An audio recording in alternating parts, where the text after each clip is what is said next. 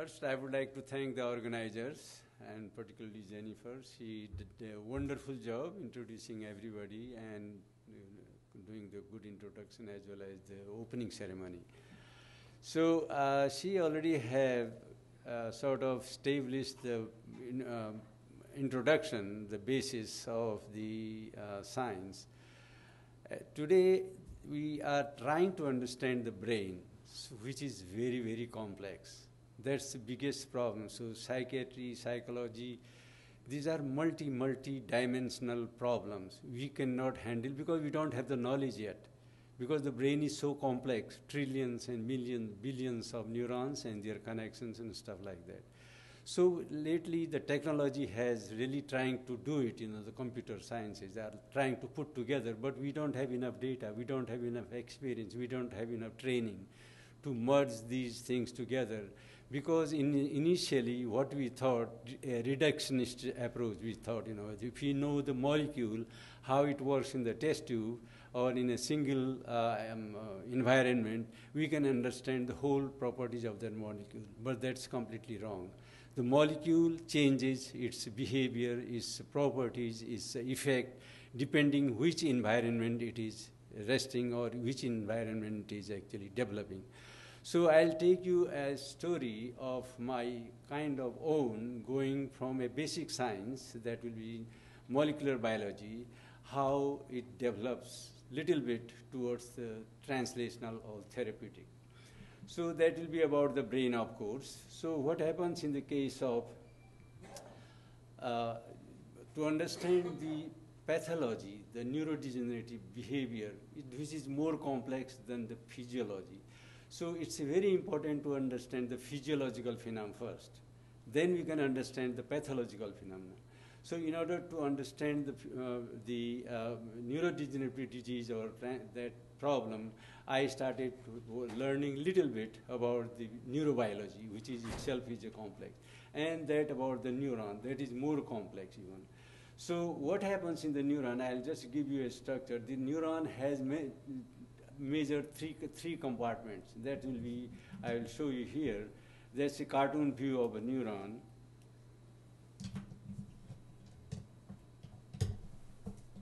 Sometimes they work pretty nice. Yeah. See, this is a cartoon view of the neuron. You could see neuron is kind of asymmetric. It has three components. That's we call cell bodies, and that's axon, and that's a terminal. That's how it makes the connection to the other neurons. And they are in millions and trillions, actually. And what they have in this is they have these molecules, we call the cytoskeleton molecules among many molecules. They are the major component of this neuronal compartment, neuronal cell, actually. So these molecules, cytoskeleton molecules, we call them, they hold the neuron together. So they have, as I said, they have three compartments in one neuron, and here all the synthesis of these proteins is occurring. This will be a little bit biology and chemistry. But the function of this here is very different, and the structure is very different here compared to here. And they change, as I said, they change according to the environment, as I said. The environment here is a little different than here and here. So in the life, it's all the dynamics. They are changing, moving from one place to the another. That's how we are functioning and communicating to each other cells. So this phosphorylation of these cytoskeleton molecules, which I have focused on last almost 30 plus years, is none here, cytoskeleton phosphorylation. Although they are all there, they should be phosphorylated, but they do not get phosphorylated here. They are enzymes like the kinases, phosphatases, they are regulators. They are all synthesized here. And if you find them, you are all there. But the unique thing the nature have done, they do not get phosphorylated here. There is extensive phosphorylation in the axonal compartment here, and they get transported down to the nerve terminals, and they are reshuffled back, and they are reused. Some of them are broken down, and that's all biology little. So what happens in this case, if you look the neuron, this part of the neuron or the whole neuron here, this will look here, and the physiologic markers are, you can distinguish these markers, what is phosphorylated and what is not phosphorylated. Here you will see very little phosphorylation, that we call the cell body here. And most of the phosphorylation is occurring in these axonal compartments. Those neurons are diverging to the other neurons. So that's what the phosphorylation is occurring, but not here. Now, under pathological conditions like Alzheimer, ALS, Parkinson, stuff like that, what happens? It becomes like this. This is what the doctors, the pathologists sees, then what he says, what we have. He will say, you have Alzheimer, you have Parkinson, or you have ALS and stuff like that. And there is a deposit of the similar type of phosphorylation, what is occurring here, occurs here. That's what we call the deregulation. So under pathological conditions, the very tightly regulated process, that's the phosphorylation of the neuronal cytoskeleton is deregulated. And upon that phosphorylation, that's a deregulation as well as the hyperphosphorylation, they cannot move down to the axonal compartment. So they get stuck here. They get piled up. They call, in the case of the AD, they call it tangles, and that neurofibrillary tangles and plaques and stuff like that. That's the deposits of these aggregated cytoskeleton molecule here, and they cannot move down there. They cannot communicate to the other neuron, and the neuron dies. That's the Alzheimer. And similar things happen in the case of ALS also. That's kind of universal thing. So during that studies, what we did, here you could see that in the case of the AD, this is the normal, us, in the cortex. That's how it looks like. This is the phosphorylation is occurring only in the neurites and the axonal compartment. But here, in the case of the AD, that's the aggregation of these plaques and tangles and plaques and stuff like that. That's the pathology sees it. But important thing is a basic neurobiologist or the scientist, they want to have, we can't do the experiment in the human. It's impossible. That will never happen. So we can create the models. So we can grow these neurons in the test tube, in this culture, and then we can really give the stress. Stress is the major culprit, All kind of stress. It will be oxidative stress, glucose toxicity, that's in the case of AD, that will be A-beta toxicity, and amyloid, and all kind of toxicity that makes these normal neuron like this. Not too bad, it looks we could really kind of copy in the pathology and under the similar conditions, but that is all happening in the test tube. So we can study these two different type of experiment, two different type of parameters, and see what was the difference, what is actually changing, what changed during this to become this nice one, looking to this one.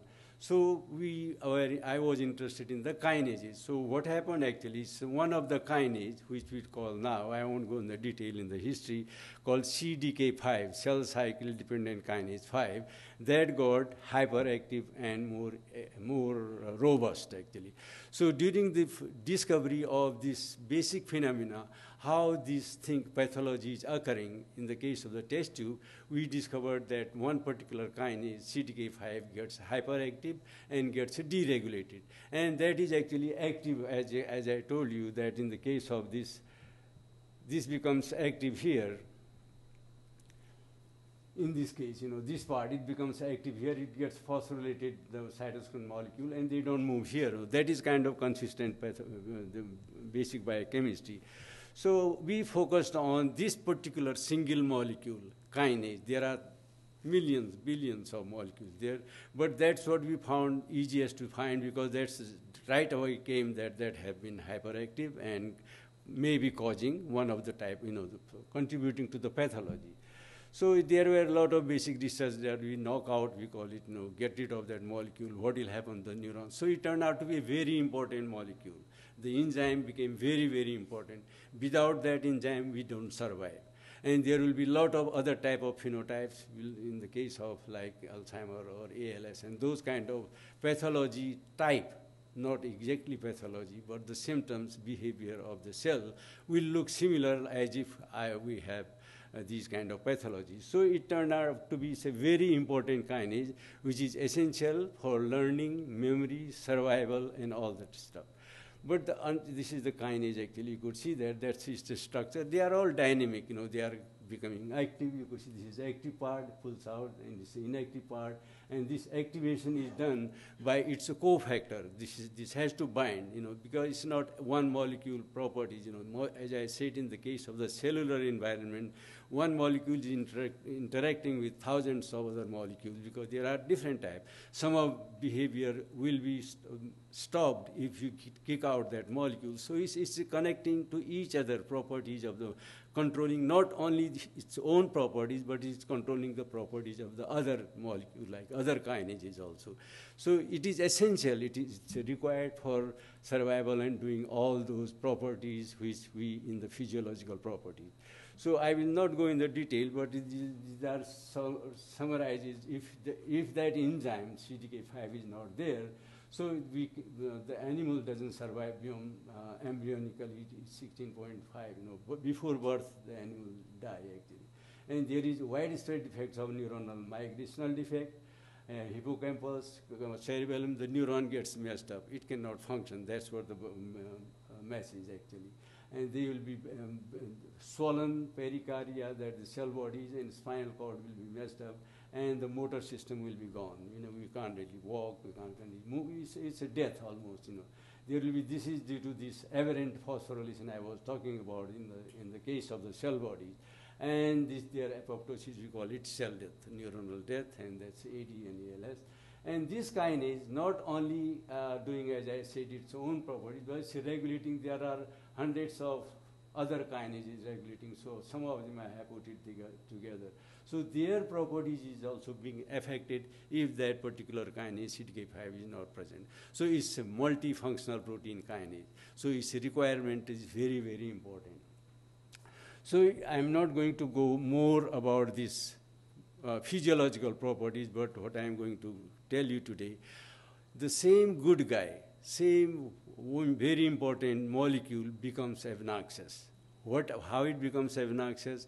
If you insult it, the neuron, so it causes many things. The calcium opens the channels, it goes inside the neuron or inside the cell, and that actually causes thousands of things, the calcium. So one of the things it does actually, see this is the physiology, I just wrote a couple of things, this is our physiological phenomenon, like I'm surviving, and that's the structure we have. This has this cofactor here, and the activity will be very, very localized. Wherever the membrane structures are there, that's where the activity resides. But neuronal inside, I have written some of them under pathological conditions. These have to be all type of stress, oxidative stress and heat stroke and all that, glutamate toxicity and A beta toxicity. So a lot of calcium comes in. It actually activates many, many enzymes, and one of them is the calpain, that's the protease, and it actually cleaves this normal P35 molecule to P25. Now, when it becomes this complex, now it is not this one, and this is the physiological, that's what it does, this thing. But when it becomes this one, that becomes a pathological. See, the same good guy becomes the bad guy under the structure changes, and it causes all the Alzheimer, ALS, Parkinson, so on and so forth. And that becomes the target for the pathological target. And that causes all these neurodegeneration and the pathology. But as you can see that now it's no longer P35, that's the number is the molecular weight of the molecule. It becomes a P25, 10 kD is stuck here, and it has function that I cannot go in the detail, that is another lecture. But the target will be this one. Now, how we can actually inhibit this particular one? This is the one which is causing the pathology, not this one. This we want to save it all the time. So the idea was it is under neuronal insult, this thing is getting cleaved to P25. The basic question I ask, what will happen? And this is the structure of that molecule, you don't have to go on it's a crystal structure, that's at a single level, and that's the activator of that thing, pulls out. This is in the activated state of the kinase. So I asked the question, this thing becoming a fragment, when it binds with the kinase, this becomes a pathological target. Now, if we further truncate this 25 kD molecule, what will happen to the properties of the kinase? Will it be more active? Will it be more disastrous? Or something else will happen? So we did many, many years of work. and truncated that one. So you could imagine this is the large molecule P25, which is obnoxious, not doing good.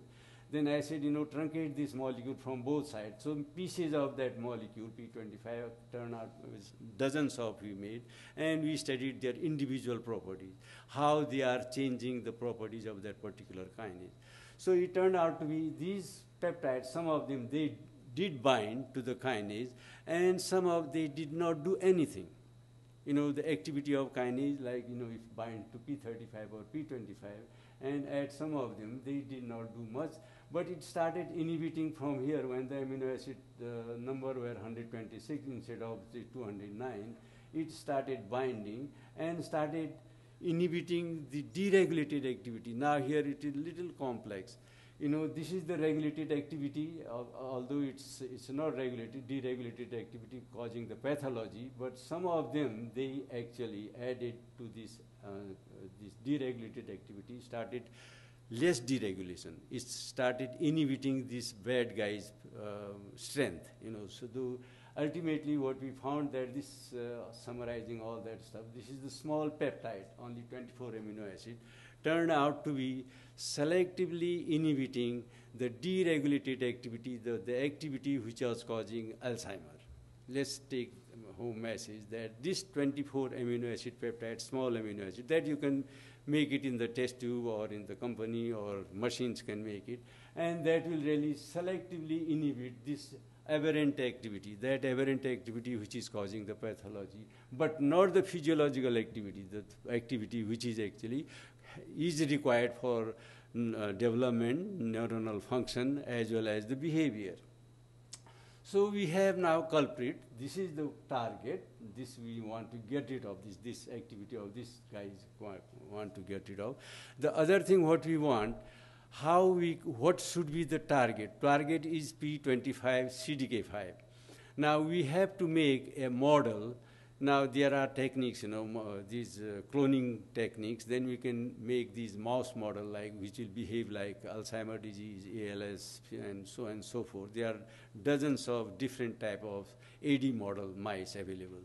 So our collaborator, Dr. Li Wei Sai, already have created this mouse. You're just, going on.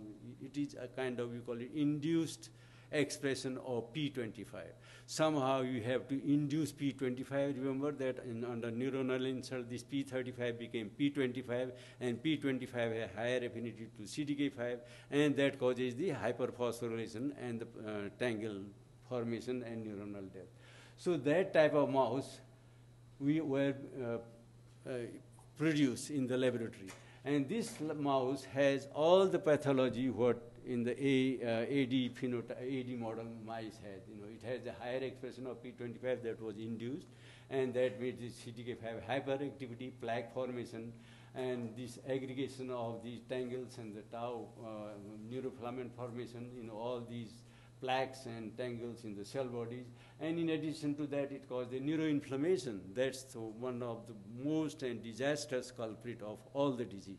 In the case of the neuron, that will be neuroinflammation. In other diseases, it is the inflammation. So this actually is activated astrocytes and microglia, and the behavioral defect. Whatever you see in the other AD model, this you could find in this AD model, P25 transgenic model, that's what we call it. So we, as well as other laboratory, has created these mice. And now the question will be, what will be the effect of that these 24 amino acid peptide? If we give this 24 amino acid peptide to the mouse, can we really rescue the phenotype of these AD model mice, that's P25 transgenic? See, now we have kind of under control. We have the mouse, which has the AD type disease, pathology, and we have a medicine. You could say this P25 could be 24 amino acid could be a therapeutic target. This is only this is the peptide P5 you call it. It's a 24 amino acid. But these peptides, some of these drugs, they do not cross the blood-brain barrier. So you just injecting and putting it will not going to help. It does not pass the membrane, blood-brain barrier. So there is some mechanic or some thinking is required. So what I did actually, in this case, we also wanted to know where it is going, how it is going, how we can detect it. Is it going or not going? There should be some marker there, because you don't see these solutions. If it is the peptide is in the solution, you can't distinguish it. It is just like a water, right? And if it is going somewhere, doing something or not, we will not know unless we say, yeah, it is really going there and does the job. So this side is the marker, that's the fluorescence. It will, if you shine the light on that, it will fluoresce. So this was conjugated in, we call it N-terminus, this side of the peptide, this is the peptide. And this side we put another peptide, that's a viral HIV TAT protein sequence. That peptide, just take messages from this experiment, is if you put this peptide on this side, either side, this will pass blood-brain barrier. That's what the viruses infect our brain, you know. So we took only 11 amino acid peptide and modified that peptide. It's a lot of this, you know, experimental paradigm. And it conjugating this one, then this whole thing you can intraperitoneally inject it in the cavity, and we have shown that it goes to the brain. So ultimately that was a very good, unique thing to find, and this is kind of control. We call it scrambled peptide. So the question is, the experiment survived, you know, passed, and we could really, after, this is just showing the properties of this peptide, you know, this is very potent peptide. And mostly these peptide inhibitors are the drug molecules which are highly toxic. This one thing I forgot to tell you, this any drug, pharmacological definition of the drug is, if the drug is not toxic, it's not a drug. It has to be toxic, but that's the concept and that's the definition. But in this case, this drug is P5, this one has to be, it should be selective. You know, if that kind of drug we give it, that is going to inhibit CDK5P35. We do not want to inhibit CDK5P35, as I told you. That's a physiological. We want just to inhibit CDK5P25 activity. And these drugs, which has been used by the pharmaceuticals, you know, billions of dollars, high throughput and things like that, they are not specific. In other words, they will inhibit all type of kinases because they are ATP analogs. ATP is required for all kind of phosphorylation. That's the basic message from there anyway. So we tested that you can see that actually when you put this P25 hyperexpression, robust activity in the cell, when you infect these neurons with this P25, then if you call this modified peptide is TFP5, just say it's 24 amino acid peptide, you can rescue, see the activity is just like normal mouse brain activity. So we could actually, this actually passed one test, you could see that, had no effect in the physiological activity. But when we add this, inject with this peptide, P5, when this animal has this kind of stuff, it can bring it back. So it actually eliminated that hyperactivation or the cell death and stuff like that. That I will not go very detail actually. So you could see that apoptosis, that called the neuronal death, also is rescued by injecting this peptide in the cell culture or in the mouse. And here that injecting it in intraperitoneal, you can see that it's really going, patching the blood-brain barrier. That's what it is saying, the fluorescence of the peptide, you know, which was tagged with the fluorescein isothiocyanate, you know, that's the fluorescent molecule. And here it is showing the different part of the brain. It is going, you know, like cortex, hippocampus, cerebellum, as well as non-neuronal cells. It has to go because we are just injecting in the intraperitoneal cavity. Now, this, in order to show this is really working, could be a good therapeutic reagent, we have to test this in a right type of mouse. The mouse should have AD phenotype. As I told you that Dr. Liu Isai already initially created that mouse. We call it P25 transgenic mouse. That has all the phenotypes which the AD other model have or also human have, these kind of phenotypes or the symptoms. So we said, let's do the experiment. So we set the paradigm for the AD model mice, as well as you have to do all the controls, different type of controls, without injection, scrambled peptide, and so on and so forth. So 5, 6 different types of mice were created, a large number, 10, 12 in each group. So then tested after injecting the peptide. So first thing we determined the behavioral effect, the electrophysiological behavior. In this case, the treatment, the message from that experiment, the electrophysiology, is that this peptide, P24 amino acid peptide, rescue this synaptic activity, which is very important. This synaptic activity tells the what you call the long-term potentiation, that's called learning and the memory. So I will not go detailed in that one. There is this unique methodology for that, doing the electrophysiology, get the brain slice and record it from there. And this is well established in the physiology now. And that is called LTP. You know, this is what the control mouse, not given, just giving the saline. And here you could see this control, this is the mouse which has this AD model mice. You could see it lost the memory here. And this is this scrambled peptide, another control. Now, if you give this peptide, this mouse, which is AD model mouse, and inject with this peptide, the one which is the drug molecule, which we created it, you can almost bring it back to the control. So it almost, 90% rescue has been achieved. Electrophysiological paradigm, the behavior. That's one of the most important criteria for the learning and the memory. Here there are a lot of recordings, and statistically what you could see that's the slice culture, how you do it, how to put the electrodes and all that stuff. So that's the first test is passed, and that's the most important test what this drug actually, this peptide has created.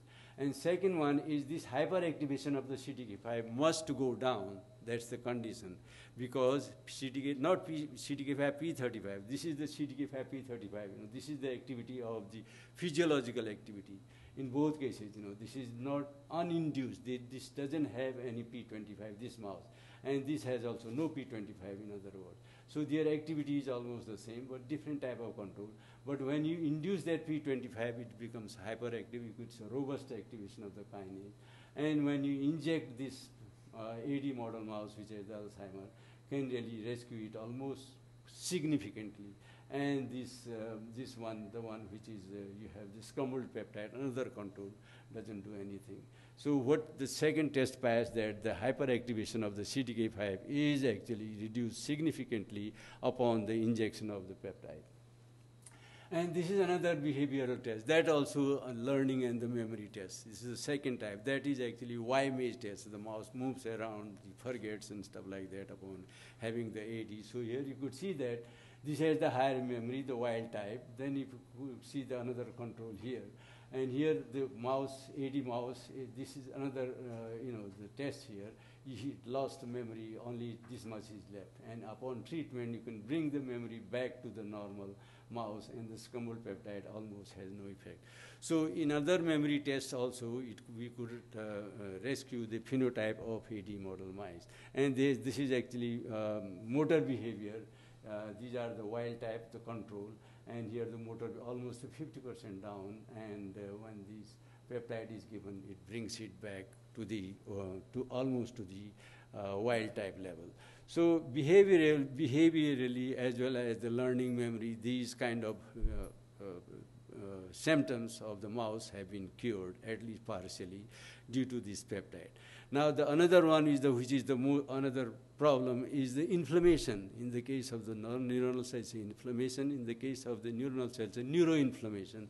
And that markers we know what are the inflammatory markers. One is the hyperphosphorylation of the other cytosine molecules like neurofilament protein, and the other one are the tau tangles. That's how they are formed.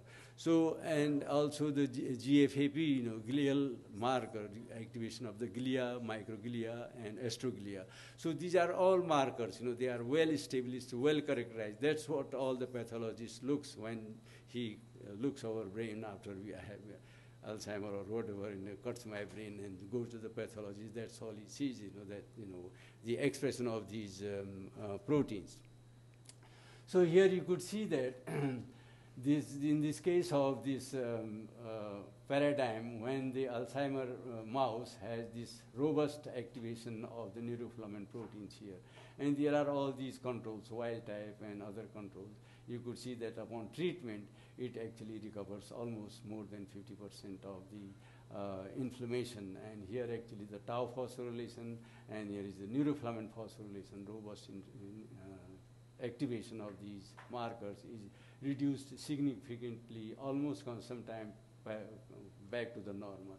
And here this inflammation, GFAP I was talking, that's the astroglial marker, robust, in the case of the AD mouse, and brings it back to the control of half, almost half. And that's a microglial marker. So in other words, astrocytic as well as the microglial inflammatory markers of neuroinflammation is also being rescued or reduced significantly by this P25 transgenic 24 amino acid peptide upon just intraperitoneal injection. So that's one type of AD model. So in order to confirm it, we did another AD model mouse, which has in the gene 5 mutations in the gene. They are all well characterized. Many other labs have shown that those model mice do behave like Alzheimer. So this, to make the story short, that these mice has all these are the mutations in these genes, Swedish mutation, Florida. These are all from the human actually. And that's also from these these mutations were created in the mouse, and the mouse shows the phenotypes like the same I have told you earlier. They have higher expression of this P25, the bad guy, and activity of the kinase, plaque, and tangle formation, and neuroinflammation and the behavioral defect. These are very common. That's what the doctors and the pathologists tells us, how they have Alzheimer or ALS and so on. And we use this model, this 5XFAD we call it, this mouse model. And that was, again, injected, different paradigm of the injection, and sacrificed at the end of their behavior, and analyzed the biochemistry, immunohistochemistry, their behavior, and so on and so forth. And each and every step was taken care. And here you could see that in the case of this hyperactivation, that's what I was telling you every time, P25 activity is robust, and then it can be bring back upon the injection. And these are the controls, this will behave the same way after 6 months and 12 months. And so I'm not going to in detail. We did large number of these animals. That part is actually published. And this is the behavior, learning and the memory. The animal has this almost this, these are normalized activity of the brain, or tracing we call it, spatial memory deficits, This you could see the normal memory, and after 6 months the memory also we go a little more smarter, but when we have this AD, we lose the memory almost 50%, but upon treatment it brings it back at different, like 3 months, no difference actually, no AD almost, they have very little ADs and almost equal to the normal. But as with the age, you could see that we become smarter also, but we lose the memory when we get the AD. And here you could see that we become older, the memory goes a little down. Of course, when we have Alzheimer's, then we lose robust decrease, downhill. But upon treatment, you can bring it back. It's the same kind of recovery what I have told you in the previous model mice. So at least this is actually motor behavior and the walking and all that, climbing on the wall, what you call the wheel, is defective. Here you could see the wild type could do very good job, but 5X loses the motor behavior. This is completely lost, but upon injection, you can bring it almost to the wild type level. So, and the same thing, as I said, the parameters, what I told you about the P25 transgenic AD model mice, repeated all the experiments with 5X FAD, and we can reproduce the same way as in the case of P25 transgenic AD model mice. And this part is actually published, and the previous one is not published. Those who are interested, they can look the papers, And the same thing, astroglial, neuroinflammation, motor behavior, and so on and so forth, they are all histological and biochemical, and that's this neuronal death also can be rescued by injection of that. And that is actually summarizes about this peptide. This could be a good therapeutic candidate for AD. I have not published on the ALS yet. That's ready to publish. So what it does, one of the most important part is it can just simple injection. You don't have to scrape the head, drill the hole and stuff like that. You just give the intraperitoneal injection, crosses the blood-brain barrier, goes to the brain, does the job. and can be visualized because how it is going. We have this fluorescence tag, we can use that one. And most important is it has no activity, toxicity. Up till now, we have gone almost 200 milligram per kilogram of the mouse. So that's most beneficial part. As I told you, any drug, just you aspirin is toxic. Even if you access water, that will harm you also. But water is very good, don't take it that way. It's the most important parameter in the life, water and the air actually. So it's not toxic. Up till now, it will be at certain level, and it doesn't dissolve, that will be toxic, right? And it has no neurological stress observed in our hands. We didn't see any this stress effect, and the body weight and other parameters were the same. And these two types of AD model phenotypes we have rescued, and specifically inhibits this activity, the pathological activity, and this memory deficit and all that good parameters were rescued, which are really required. And neuroinflammation, amyloid plaque formation, they are all reduced, and sounds a very promising agent. And what I can tell you that this only 24 amino acid peptide after modification can really prevent AD phenotype in both cases. P25 transgenic, this is the proof of the concept, because the whole discovery started from this one, see, so injecting this one. And also this, another one is both familial inheritance disease as well as the sporadic. The P25 mouse model is a sporadic. It's not their P25 gene, it was made by due to the neuronal insult. So it's not a genetic disorder. In the previous cases, these are the mutations which occurs in us. That's why we get Alzheimer's. A very small part of the Alzheimer's, maybe 1 or 2%, but that has been pretty well established. That could be possibility on the inheritance. But what we have shown in the case, the sporadic, due to the environmental effect, that's the toxicity, what we eat, how we live, how we behave, and what's our behavior, that contributes. See that because it's not one molecule, one pathway, one factor. These are multiple pathways of the neurological disorders. And we have to take one by one. As more you relax, more calm, more quieter, more happier, good food, good environment, longer life. Thank you very much. Well, these are my collaborators. Of course, I'm just presenting their work, and I didn't do much. Sometimes I speak, that is also speaking is going down now. I don't know why. Okay. Well, thank you very much. Yeah.